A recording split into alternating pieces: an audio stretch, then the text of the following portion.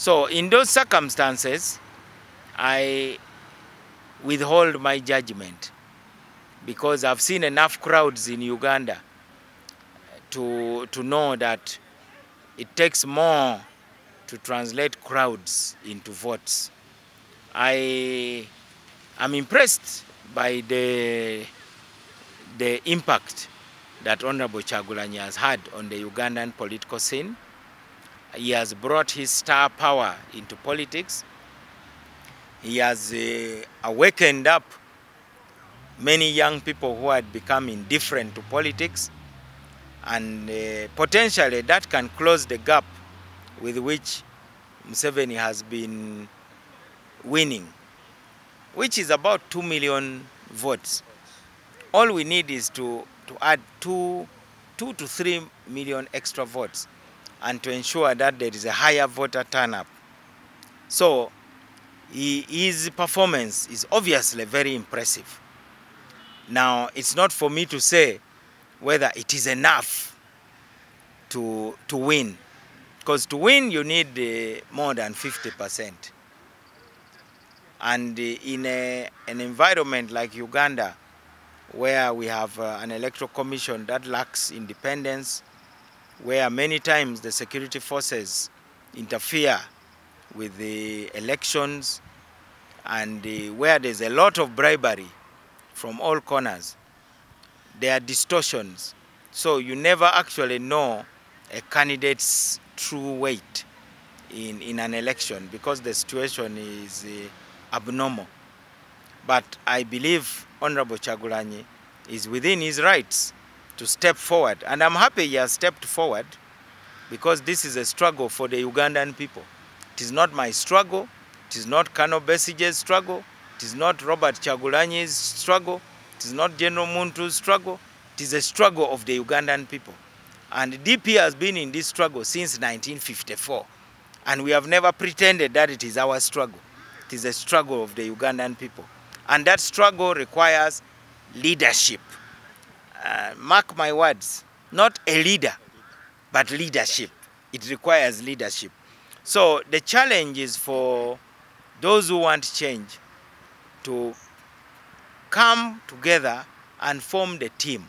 And after forming the team, then they can choose the team captain. Unfortunately, people want to do it in the reverse way. They want first to appoint the captain, then look for the team, which I think is not how you build a team. You first build a team, and among the team, you choose the team captain. I think any politician would want to be perceived as the one who can score that golden goal. Some of us are not very young. In 2001, we were told that only a soldier can remove Museveni. And therefore, DP was discouraged from presenting a presidential candidate in 2001. We were told that we finally have President Museveni's former doctor, a military man who knows him in and out. Unfortunately, it did not happen. In 2016, many of us thought that the former Secretary General of the NRM and former Prime Minister and a very close confidant of President Museveni was capable of taking on his former boss and removing him. Now, that is not a distinctly Ugandan thing. In Tanzania, a former Prime Minister called Edward Lowassa was recruited from the ruling party by Chadema, the opposition party, and they fielded him as a joint opposition candidate under a coalition known as Okawa. He did fairly well, but he did not defeat the CCM. So in those circumstances, I withhold my judgment. DP is not just about the next election. DP is about the future of Uganda long term. DP is about grooming leaders. DP is about putting in Uganda a government whose foundation is truth and justice. I invite all those who wish to see a peaceful Uganda, a united Uganda, a prosperous Uganda, a democratic Uganda, to join DP. DP is led by me, who is a tested leader. I started my leadership as a student in Makerere in 1990. I've been in the field of politics now for over 30 years. Sometimes people think I'm President Museveni's age mate. When they are talking about the old leaders should go, I'm also included among those who should go. I want to tell Ugandans, I'm not part of that generation. I belong to the generation born in the 60s and 70s.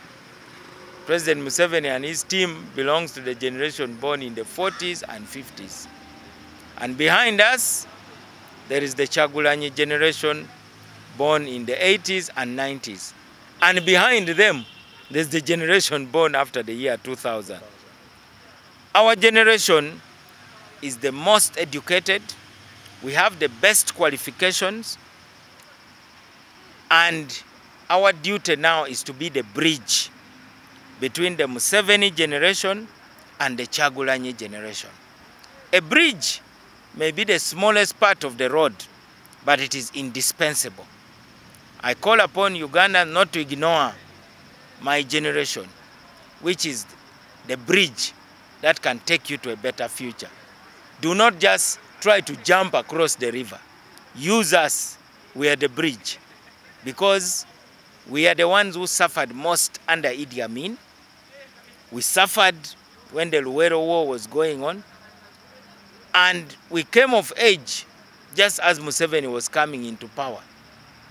We have become middle-aged under this NRM.